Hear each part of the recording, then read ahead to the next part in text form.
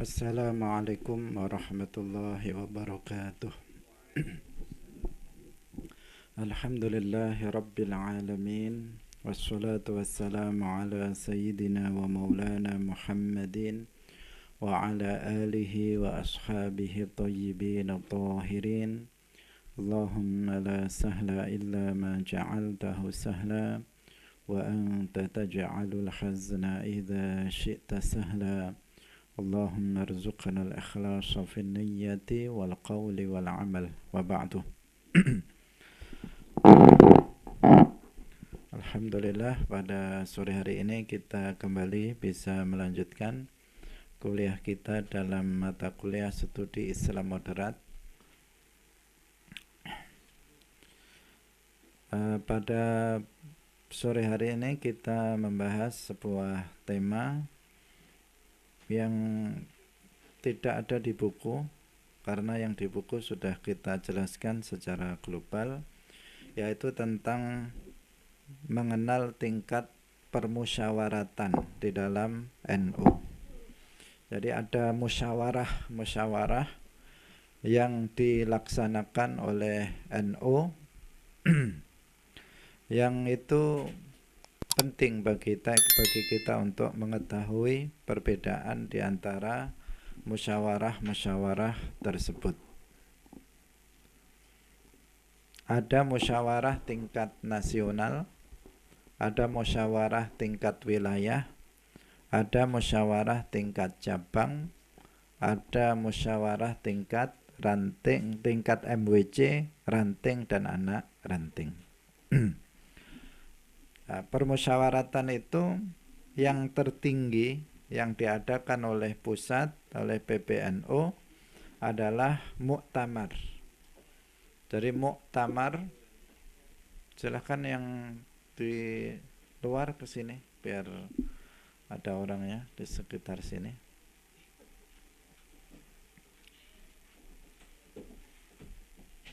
Ya, absennya biar di sekitar sini aja, nanti yang sana belakang. Jadi permusyawaratan tertinggi yang diadakan oleh pengurus besar Nahdlatul Ulama adalah muktamar. Ini yang tertinggi, dan ini yang baru kita laksanakan beberapa atau seminggu yang lalu di Lampung. Muktamar NU. Ini adalah permusyawaratan yang paling tinggi yang ada di dalam NU. Dalam permusyawaratan ini,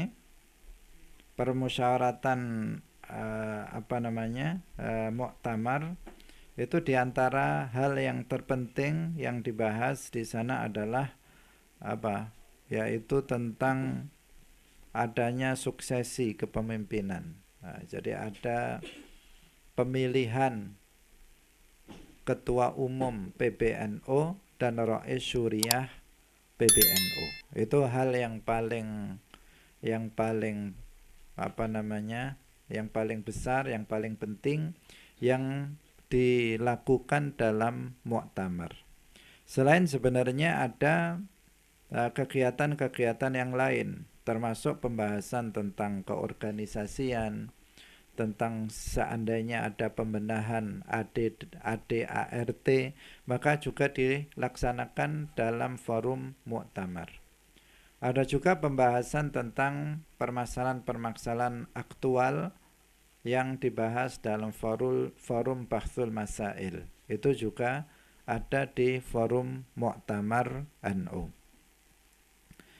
Nah, yang muktamar yang baru kita laksanakan adalah muktamar yang ke-34. Sebelumnya di Jombang, Jawa Timur itu 33. Yang kemarin kita ikuti itu adalah muktamar 34 NU di Lampung. Di sana yang forum yang paling panas adalah forum pemilihan Rais Am dan Ketua Umum Tanfidhiyah, khususnya Ketua Umum Tanfidhiyah. Meskipun di NU seperti yang sudah kita ketahui kemarin bahwa pimpinan tertinggi itu ada pada Suriah. Rais Am PBNU ini adalah pemimpin tertinggi di NU. Nah, yang nggak boleh dilawan oleh misalnya Tanfidiyah. Meskipun demikian, yang paling diperebutkan dalam muktamar itu biasanya kedudukan sebagai ketua umum Tanfidiyah, sebagai pelaksana. Pemilihan Rais Am itu dilaksanakan dengan sistem ahwa. Ahwa itu ahlul halli wal aqdi. Jadi muktamirin itu memilih 9 para kiai besar. Jadi para kiai yang terpengaruh, yang memiliki, yang karismatik, itu dipilih 9 oleh muktamirin. Nah, jadi pertama ada pemilihan siapa para kiai yang masuk dalam jajaran ahwa, ahlul halli wal aqdi. Nah, setelah mereka terpilih 9 orang, kemudian baru 9 orang ini bermusyawarah untuk memilih Rais Am. Nah, kemarin ahwa 9 ulama itu memilih Kiai Haji Miftahul Akhyar sebagai Rais Am. Nah, ini. Kemudian berbeda pemilihan dengan ketua umum. Kalau ketua umum dia tidak menggunakan metode ahwa. Nah, kalau pemilihan umum itu menggunakan pemungutan suara secara langsung. Jadi voting, ada voting untuk memilih ketua umum. Sehingga ini memerlukan, yang kemarin memerlukan waktu yang lama. Yang pertama ada tahap pencalonan, kemudian yang kedua adalah tahap pemilihan secara langsung. Dan yang terpilih pada muktamar yang ke-34 di Lampung itu adalah Gus Yahya, Kiai Haji Yahya Stakuf, Kiai Haji Yahya Khalil Stakuf. Ini yang dikenal dengan sebutan Gus Yahya. Beliau yang kemudian terpilih sebagai ketua umum PBNU, menggantikan ketua umum PBNU sebelumnya Kiai Haji Said Aqil Siraj. Dan dalam muktamar itu juga ada 4 nama yang muncul yang kemarin dalam tahap pencalonan. Yang pertama Kiai Haji Yahya Khalil Stakuf, kemudian Kiai Haji Said Aqil Siraj, kemudian Kiai Haji Marzuki Mustamar, kemudian Kiai As'ad Ali. Ada 4 kandidat. Nah, tetapi yang bisa maju ke putaran putaran pemilihan yang menjadi calon itu hanya 2 karena telah memenuhi syarat. Yang 2 terlalu sedikit suara yang didapat sehingga tidak bisa maju ke tahap pemilihan. Nah, sehingga yang dipilih hanya 2, yaitu Ki Gus Yahya dan Pak Said Aqil. Dan berakhir dengan kemenangan dari Gus Yahya, dan selisihnya lebih dari 100 suara. Nah, ini tentang muktamar. Jadi muktamar ini paling bergengsi ya, paling bergengsi. Artinya muktamar ini yang menghadirinya juga luar biasa, sangat banyak. Nah, kemarin saja itu di Lampung, dilaksanakan di Lampung, sangat ramai. Apalagi kalau dilaksanakan di Jawa, itu jauh lebih ramai lagi. Di Lampung kemarin kita ikut ketika misalnya kita di penyeberangan Merak Bakauni, itu kapal laut itu ya penuh orang NU. Terlihat entah kopiahnya, ada gambarnya, entah bajunya, entah jaketnya, entah sarungnya, itu terlihat ini orang mau muktamar. Nah, meskipun yang punya hak suara dalam muktamar itu sebenarnya tidak banyak, ya banyak tetapi tidak sebanyak yang hadir, karena yang memiliki hak suara itu kalau setiap pengurus cabang PC itu hanya 3, satu Rais Syuriah, satu ketua umum, kemudian satu sekjen. Nah, tiga itu saja yang memiliki hak suara pada setiap PC dan PW. Nah, sehingga yang lain itu sebenarnya ya hanya penggembira. Seperti saya kemarin juga ikut, minggu kemarin kita ikut dalam muktamar di Lampung itu, rombongan dibiayai oleh PCNO Kabupaten Kediri, tapi di sana hanya penggembira dan pemantau dari jalannya muktamar. Ya, kita tidak langsung ikut dalam sidang-sidang karena memang hanya 3 orang di setiap cabang. Selain itu ada juga yang orang menyebutnya Romli. Ya, Romli ini banyak sekali. Romli itu rombongan liar. Rombongan liar yang berangkat sendiri. Bahkan ini ada yang kecelakaan kemarin. Orang mana? Probolinggo atau Jember itu ya? Probolinggo ya. Jember, tapi kecelakaannya di Probolinggo kalau nggak salah. Ya, itu naik sepeda motor ke Lampung.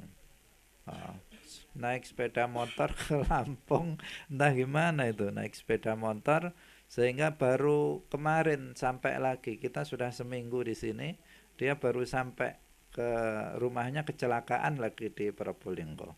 Nah, ini menunjukkan apa antusias warga NU untuk menghadiri muktamar.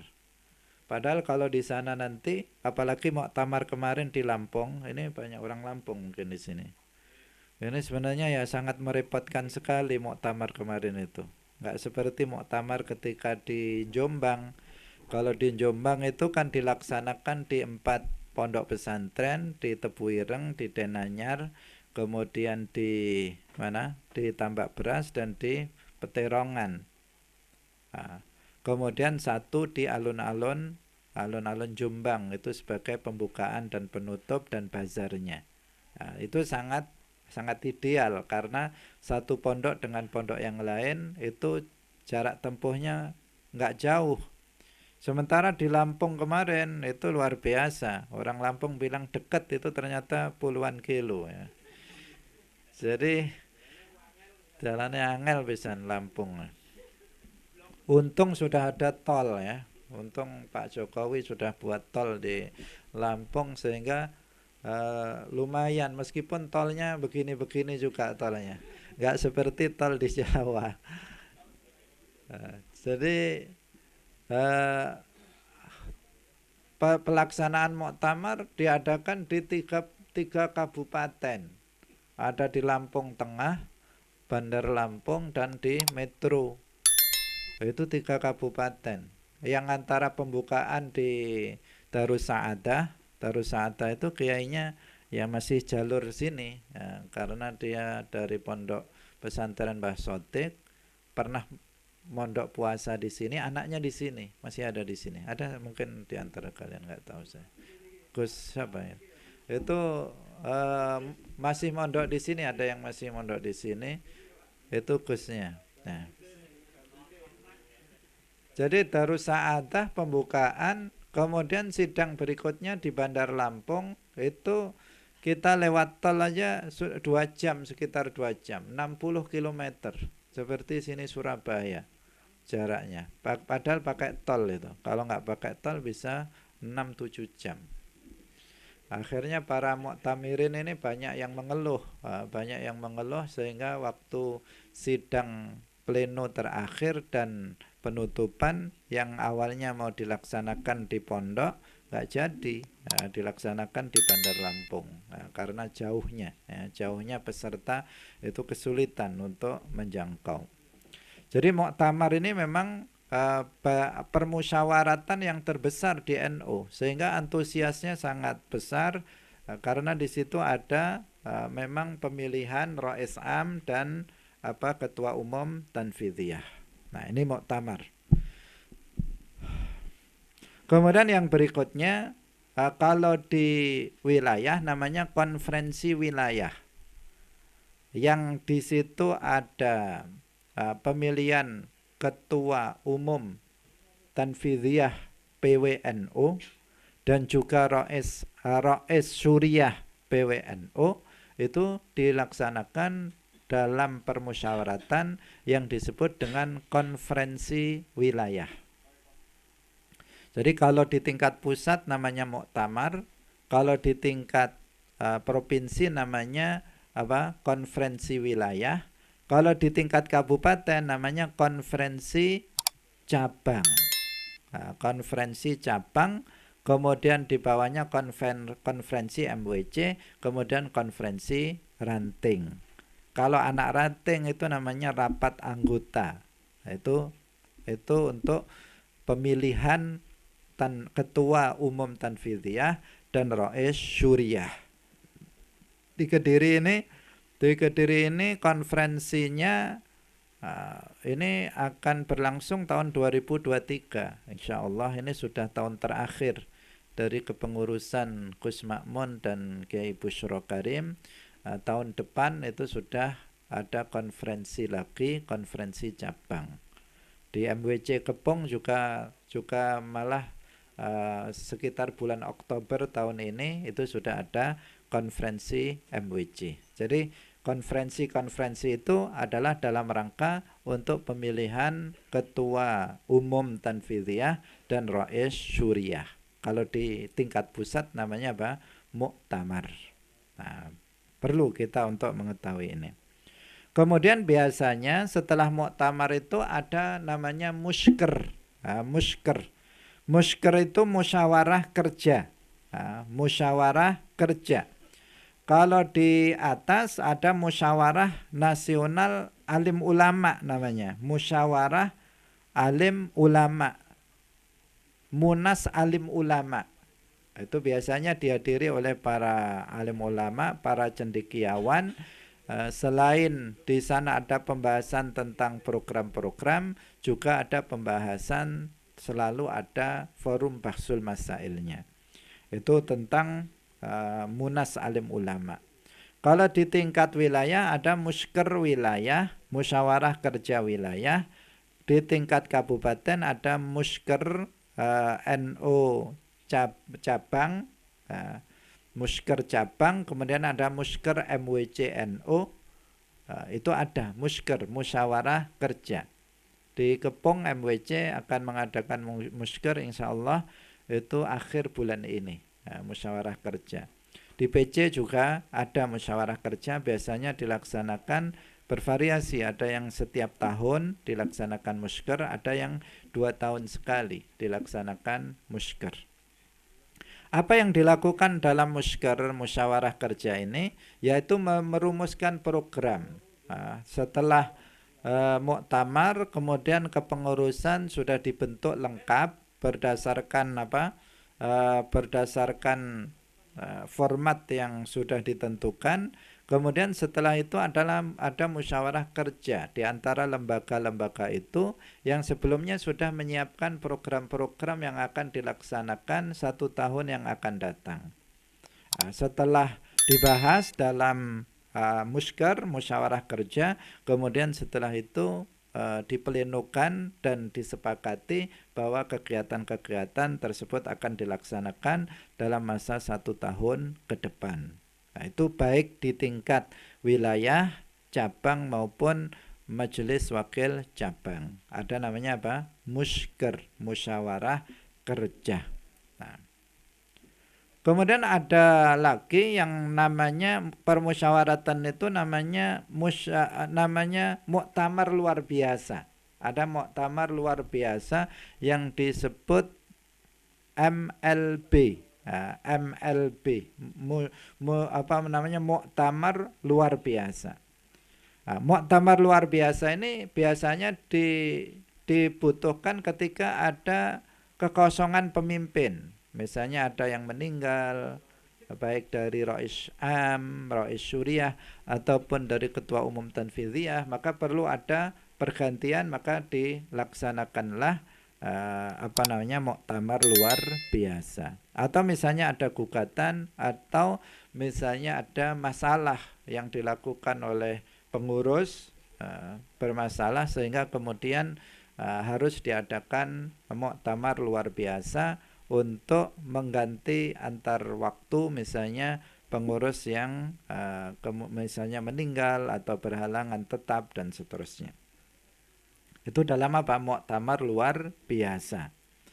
Jadi ada konferensi, kalau ke bawah konferensi, kemudian musker, itu semuanya juga ada di tingkat di setiap tingkatan dari mulai dari PBNO, PWNO, PJNO, MWJNO sampai ke cabang. Nah, udah.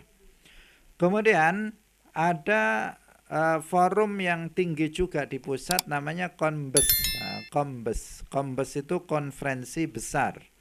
Jadi ada muktamar, kemudian ada muktamar luar biasa, kemudian ada munas alim ulama, kemudian yang keempat itu ada Kombes NU, konferensi besar NU. Nah, ini forum yang tertinggi setelah muktamar. Nah, biasanya yang mengadakan adalah PBNU karena memang ini berada di tingkat pusat. Nah, yang dibahas itu tentang keputusan, kajian, serta peraturan dalam organisasi. Itu Kombes. Seperti kemarin misalnya kita dari Aswaja NU Center wilayah se-Indonesia itu mengusulkan agar Aswaja NU Center itu dijadikan lembaga. Nah, selama ini Aswaja NU Center kalau di Jawa Timur itu badan khusus, namanya badan khusus, menangani secara temporer permasalahan-permasalahan tertentu. Dalam hal ini misalnya tentang keaswajaan, maka dia badan khusus. Tetapi kemarin itu format itu juga masih berbeda dengan format Aswaja NU Center yang di pusat. Karena Aswaja NU Center di pusat itu berada di bawah LDNU. Dia sebagai sub dari Lembaga Dakwah Nahdlatul Ulama, LDNU. Sementara kalau di wilayah Aswaja NU Center itu dia berdiri sendiri sebagai badan khusus. Nah, karena itulah maka dalam Muktamar Lampung kemarin Aswaja NU Center se-Indonesia itu mengusulkan agar Aswaja NU Center ini jelas statusnya sebagai sebuah lembaga sebagaimana LDNU. Jadi dia terpisah dari LDNU sebagai lembaga tersendiri. Nah, kemudian dalam muktamar itu hanya dikatakan begini oleh ketua sidang Pak Noh ketika itu, mengatakan bahwa untuk usulan Aswaja NU Center ini dapat diterima dan akan ditindaklanjuti dalam Kombes. Nah, dalam Kombes. Kombes itu konferensi besar Nahdlatul Ulama. Jadi belum diputuskan secara pasti dalam muktamar karena memang waktunya muktamar 34 ini beda dengan muktamar sebelumnya. Kalau biasanya 4-5 hari, ini cuma 2 hari. Sehingga sebagian pembahasan khususnya tentang keorganisasian ini banyak yang tidak selesai. Di antaranya adalah usulan tentang menjadikan Aswaja NU Center sebagai lembaga. Nah, sehingga kemarin diputuskan bahwa tentang ini diterima dan akan dibawa pada sidang sidang pleno yang ada pada Kombes, konferensi besar. Nah, bisa dipahami ya. Itulah jadi musker yang kita sedang bahas itu di sana membahas apa? Kerja, program kerja. Masing-masing lembaga setelah dibentuk keorganisasian secara lengkap, mereka bicara tentang program kerja, apa yang dilakukan dalam waktu 1 tahun yang akan datang. Nah, itu ya. Nah, itu tentang beberapa permusyawaratan. Kalau di tingkat anak ranting itu bukan lagi konferensi tetapi rapat anggota. Kenapa? Karena memang rata-rata kalau di anak ranting itu kan langsung bawahannya itu langsung anggota. Beda dengan MWC dengan tingkat PC apalagi tingkat PB itu kan mengklaim anggotanya sekian. Tetapi sebenarnya yang real memiliki anggota itu ya di tingkat ranting. Nah, ya, di tingkat ranting dan di tingkat anak ranting yang langsung bersentuhan dengan hal itu. Saya kira itu. Saya agak ngantuk ini. Saya karena tadi nggak istirahat dari pagi keluar. Mungkin ada pertanyaan biar saya nggak ngantuk. Nggak ada.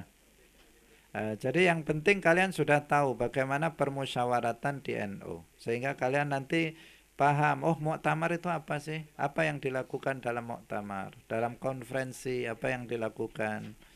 Kemudian dalam misalnya musker apa yang dilakukan? Dalam musker kita membicarakan program kerja. Program kerja. Agar jelas ya yang dilakukan dalam waktu setahun itu jelas. Oh, hasil musker seperti ini berarti ini yang harus dilakukan. Saya kira itu. Ini juga sudah jam setengah 3. Absennya mana ya? Kenapa? Tanya.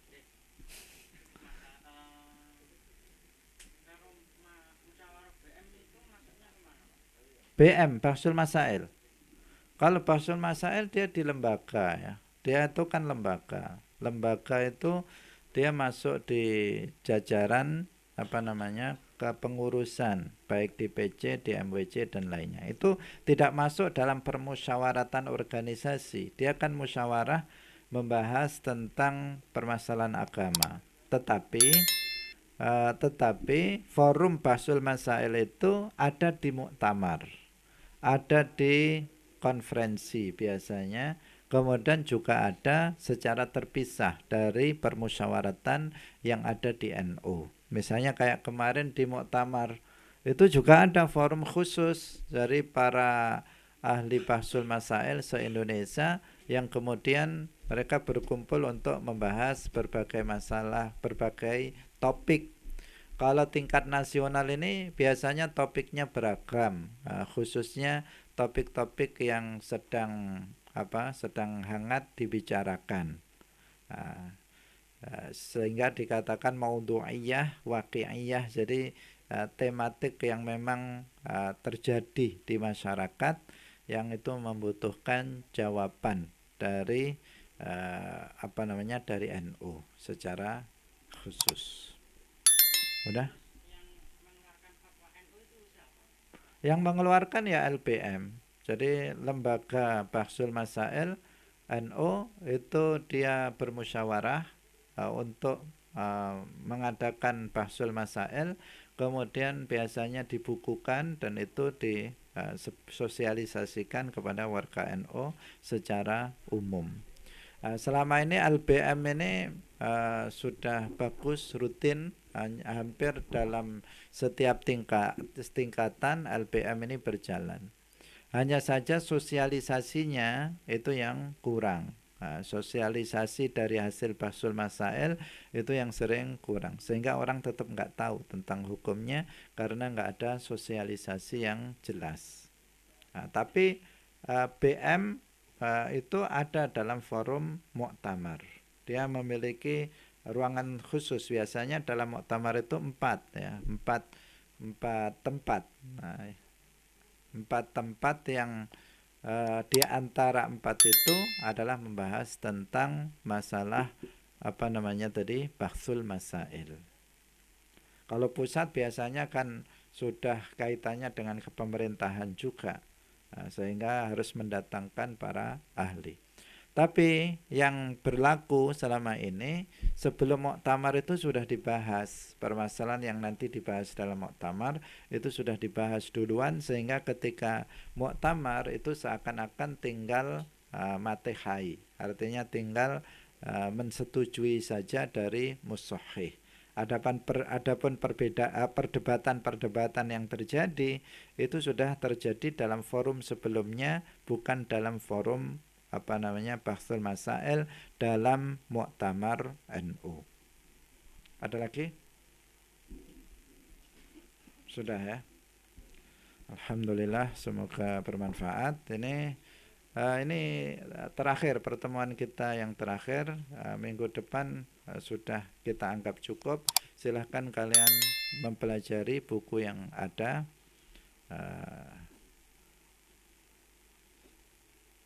Yang absennya kurang dari 8 ya siap-siap mengulang. Bagi yang lebih dari 8 maka sungguh-sungguhlah UAS. UASnya dipelajari sungguh-sungguh apa yang sudah dipelajari. Barakallahu fikum wallahul muwaffiq ila aqwamit thoriq. Wassalamualaikum warahmatullahi wabarakatuh.